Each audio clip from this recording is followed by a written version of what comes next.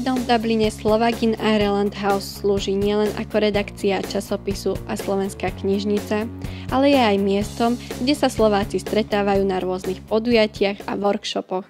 Práve túto jeseň prebiehajú v Krajanskom dome divadelné workshopy, ktoré sa začali 22.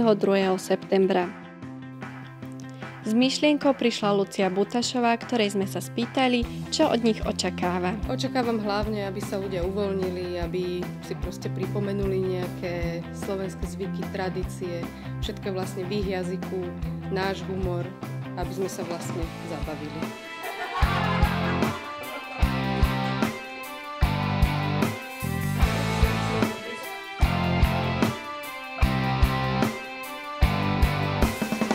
Námetom workshopu sa stalo dielo slovenského autora Jozefa Ignáca Bajzu René Mládenca, príhody a skúsenosti. On bol taký svetobežník, tak chcem, aby sme sa dostali najskôr v prvej polovici do tých krajín, alebo respektíve do tých pocitov, ktoré mal ako cudzinec, ktoré ja si myslím, že my všetci veľmi dobre poznáme.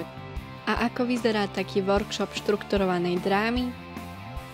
Účastníci sa pomocou pocitov a konfliktu vžijú do rôznych hereckých úloh. Pod vedením režiséra workshopu si vyskúšajú tvorbu scenárov, jeho následné zahranie na improvizovanom javisku,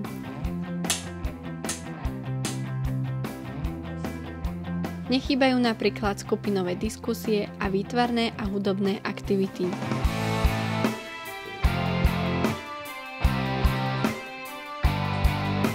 Lucia nám prezradila, aký je zámer týchto workshopov. Ja som hlavne mala takú predstavu, že to budú len workshopy, ale keďže sme sa stretli spolu a budeme mať vianočné vystúpenie, tak by sme potom to, čo sa tu naučíme, zúžitkovali na javisku v nejakých 3-4 minútach ako výstup na vianočnom predstavení. Divadelné workshopy budú pokračovať 20. októbra a 3. novembra v Slovak in Ireland House. Ak si chcete vyskúšať na jedno popoludnie, aké je to stať sa hercami, všetci ste vítaní.